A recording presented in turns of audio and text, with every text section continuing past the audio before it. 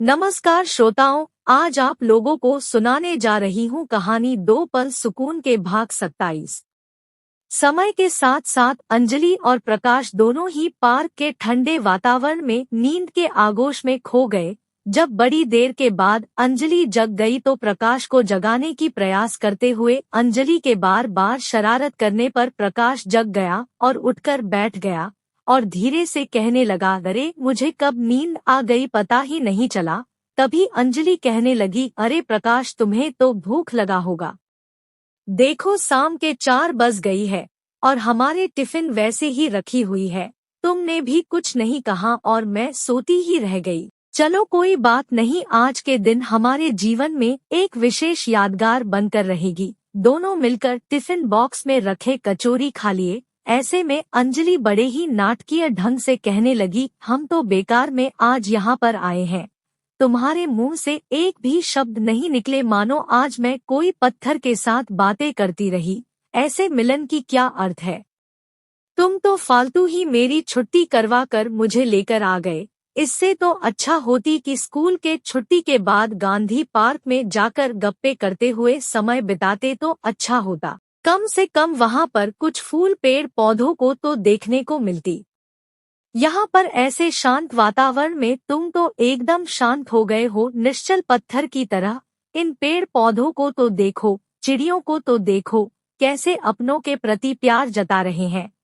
और तुम तो ऐसा भाव दिखा रहे हो कि मानो बिल्कुल कोई कसम खाकर रखे हो, मुझसे बात ना करने की कसम खाकर रखे हो। बातों बातों में अकस्मात प्रकाश कहने लगा, अंजलि मैं तुम्हारी भावनाओं को समझ रहा हूँ, मगर मुझे अंदर ही अंदर भय सताने लगा कि भला ही हम दोनों एक दूसरे को प्यार करते हैं, एक दूसरे को जी जान से चाहते हैं, मगर सबसे बड़ी चुनौती है कि मेरी आर्थिक तथा सामाजिक परिस्थितियां कुछ ऐसे हैं कि एक विवाहिता स्त्री के रूप में महिलाओं को अपने जीवन में जो सुख सुविधाओं की आकांक्षा रहती है मैं पूरा नहीं कर सकता। इस कारण मैं बहुत परेशान हूँ, जो तुम्हें समझा नहीं पा रहा हूँ। इस विषय को लेकर अंदर ही अंदर मैं किंकर्तव्य विमूढ़ की भांति समय बिता रहा हूँ, जो कि तुम्हें समझाने पर भी तुम समझने की कोशिश नहीं कर रही हो। ऐसे में मुझे लगता है कि हमें इस तरह के मेल मिलाप से दूर रहना ही सही होगा। अंजलि बहुत ही भाव विभोर होकर प्रकाश के बातें सुनती रही, मगर कुछ ना कह सकी, केवल भावनाओं में आकर उसकी आंखें छलकने लगी। देखते ही देखते समय और बीतता चला गया। चारों ओर अंधेरा घिरने ही वाली है। सूर्यदेव पश्चिम के आसमान में यात्रा करने लगे। प्रकाश कहने लगा, अब तो शाम होने वाली है, चलो तुम्हें घर छोड़ देता हूँ। कुछ देर तक चुप रहने के पश्चात व्यंग करने की लहजे में अंजलि कहती है, बड़ी मेहरबानी होगी, पूरे दिन भर तो तुमने अपने मुंह पर ताला लगा कर रखे हो और अब कहते हो कि तुम्हें घर में छोड़ देता हूँ। वाह, जैसा कि मैं अपने घर तक नहीं जा पाऊंगी, रास्ते से भटक जाऊंगी, और भटक भी गई तो तुम्हें क्या फर्क पड़ेगा। कोई बात नहीं, अगर तुम्हारे यही इच्छा है तो यही सही, लेकिन तुम तो हमारे घर को नहीं जाओगे ना। तुम्हें तो तकलीफ होगा। मेरी माँ कह रही थी कि उस दिन भरी दोपहरी में प्रकाश चला गया, जो मुझे अच्छा नहीं लगा। एक बार फिर से उसे हमारे घर पर बुला लेना, कहना कि मैंने बुलाया हूँ। प्रकाश कुछ कहे बगैर चुपचाप रहा। ऐसे में अंजलि कहती है, मैं किससे बात कर रही हूँ?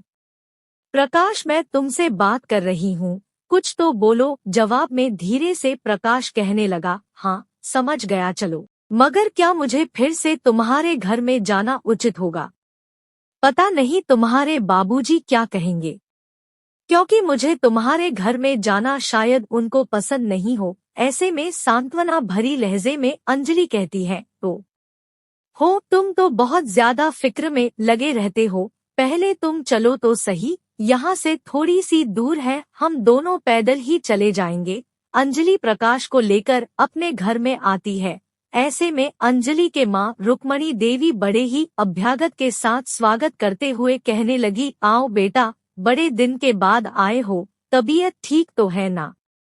प्रकाश उनके पैर छूते हुए कहता है, जी मैं ठीक हूँ। अंजलि प्रकाश को अपने कमरे में लेकर बिठाते हुए कहने लगी, यहाँ पर बैठे रहना, मैं चाय बना कर लाती हूँ। प्रकाश चुपचाप बैठकर यूं ही सोचने लगा, फिर से मैं अंजलि के प्यार में वशीभूत होता जा रहा हूँ, जिसे मैं अपने मन से दूर रखना चाह रहा हूँ ताकि उसकी शादी कहीं और जगह पर तथा किसी और से हो जाए और वहाँ पर वह खुशी खुशी सुखी जीवन बिताए। वहीं मैं कोई ना कोई बहाने बार बार उसके नजदीक आते जा रहा हूँ और एक बार फिर से उसके प्यार की मोहजाल में फंसते चला जा रहा हूँ। क्या मेरा ऐसा करना ठीक होगा? कहीं मैं फिर से गलत दिशा की ओर तो नहीं चल रहा हूँ? कहीं ऐसा ना हो कि कल को मैं उसके जीवन में दुख की कारण बन जाऊं? कहीं ऐसा ना हो कि मेरे ही कारण अंजलि और दुखी हो जाए और मैं भी दुखी हो जाऊं? प्रकाश बैठे बैठे अपने ही मन में बहुत से बातें सोच ही रहा था कि अंजलि चाय बनाकर लाई, तभी वहां पर उसकी माँ रुक्मणी देवी के आगमन होती है और बड़ा ही हृदयता दिखाते हुए कहने लगी, बेटा मैं जल्दी जल्दी खाना बनवा लूंगी, खाना खा कर जाना। जवाब में प्रकाश कहने लगा, नहीं माँ जी, फिर कभी आ जाऊंगा। परंतु रुक्मणी देवी कहाँ मानने वाली है, कहने लगी, नहीं बेटा, फिर कब आओगे? उस दिन के बाद तो आज आए हो, मैं जल्दी बना लूंगी, खाना खाकर ही जाना। प्रकाश अंजलि की ओर ताकने लगा। अंजलि की करुणा भरी आंखें तो यही कह रही है कि प्रकाश तुम मान जाओ ना। प्रकाश आगे कुछ नहीं कह सका, चुपचाप रह गया। समय के साथ साथ चारों ओर अंधेरा और घिरने लगी तो रात भी बढ़ने लगी। अंजलि और उसकी माँ खाना वगैरह बनाने लगी। तभी कुछ देर बाद पिता रामस्वरूप जी आ गए। ऐसे में पत्नी रुक्मणी देवी धीरे से कहने लगी, देखिए आज हमारे घर में कौन आए हैं। व्याकुलता भरी आवाज में रामस्वरूप जी पूछने लगे, कौन आए हैं? रुक्मणी देवी कहने लगी, देखिए तो अंजलि के कमरे में बैठे हैं। रामस्वरूप जी अपनी पत्नी की बातें सुनकर उत्सुकता पूर्वक अंजलि के कमरे में गए तो वहां पर प्रकाश मिल गया। प्रकाश को बैठा देखकर आनंद पूर्वक कहने लगे, अरे प्रकाश बेटा, कैसे हो? प्रकाश उठकर उनके पैर छूते हुए कहता है, ठीक हूँ जी। ऐसे में किसी से कुछ कहे बगैर रामस्वरूप जी उसके सामने वाले कुर्सी पर बैठ गए और कहने लगे, बेटा बड़े दिन के बाद मिले हो, इस तरह कभी कभी यहाँ पर आया करो ताकि हम भी तो समझे कि हमारे कोई है, नहीं तो यह मकान तो बिल्कुल वीरान सी लगती है। मैं सुबह ड्यूटी में चले जाता हूँ, अंजलि भी अपनी ड्यूटी में चली जाती है, यहाँ घर पर केवल उसकी माँ, फिर हमारे अगल बगल के क्वार्टर सारे खाली पड़ी हुई है। ऐसे में यह जगह बिल्कुल वीरान सी लगती है। अगर कभी कभी आओगे तो यह वीरान सी जगह थोड़ा आवाज जैसे लगेगा। कम से कम जिस दिन तुम्हारा छुट्टी रहती हो, आओगे ना? प्रकाश कुछ कहे बगैर चुपचाप रहा, केवल अपना सिर हिलाकर सहमति जताने लगा। ऐसे में रामस्वरूप जी फिर से कहने लगे, तुम्हारे भी तो कभी कभी दिन को छुट्टी रहता होगा, सभी दिन तो तुम्हारे ड्यूटी नहीं रहता है ना? ऐसी अवस्था में कभी कभी दिन को भी आ जाया करो, या तो संडे संडे को, ताकि हम लोग एक साथ बैठकर बहुत से बातें कर सकते हैं।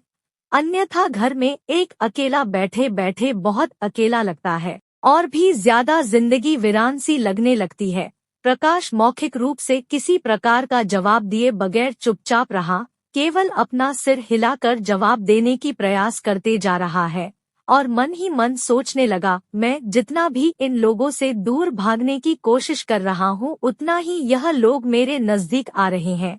और ऐसा ना हो कि आखिर में उन्हें किसी दूसरी जगह पर अंजलि की शादी करवाने में दिक्कत हो जाए, क्योंकि अगर मैं इनसे दूर रहता हूँ तो उनके अंजलि की शादी करवाने में दिक्कतें नहीं होंगी, साथ में एक दूसरे से बिछड़ने की गम भी हमें नहीं होगी। परंतु अब तो लगता है कि समय के साथ साथ हमारी तकलीफ और भी बढ़ने वाली है। प्रकाश के मन में अब केवल यही भावनाएं हैं कि किसी भी तरह अंजलि की शादी किसी और लड़के से हो जाए जो सचमुच अंजलि के काबिल हो तथा पूर्ण रूप से इस्टाब्लिश्ड हो, नहीं तो मेरे साथ शादी होने पर वह पूरा जीवन भर दुखी रहेगी, जिस कारण उसके माता पिता भी बहुत दुखी होंगे। अतः मुझे इन लोगों से दूर रहना ही सबसे ज्यादा तथा सभी के लिए हितकर होगा। बातों बातों में समय कब बीत गया किसी को पता भी नहीं चल पाया। अंजलि तथा उसके माँ रुक्मणी देवी दोनों मिलकर टेबल पर खाना सजाने लगी।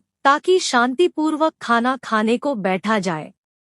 इतने में अंजलि अपनी माँ से कहने लगी, माँ तुम भी बैठ जाओ, मैं तुम सभी को खिलाती हूँ, क्योंकि उसके मन में बड़ी इच्छा रही कि ऐसे मौके पर वह प्रकाश को अपने हाथों से अपने मन के मुताबिक खाना खिलाएगी। मगर रुक्मणी देवी बहाना बनाकर वहां पर बैठने से इनकार करने लगी, क्योंकि प्रकाश के साथ बैठकर खाना खाने को उन्हें थोड़ी शर्म भी आ रही है। तभी केवल प्रकाश और रामस्वरूप जी खाना खाने को बैठ गए। समाप्त। कहानी के अगले भाग के लिए हमारे साथ बने रहिए। धन्यवाद।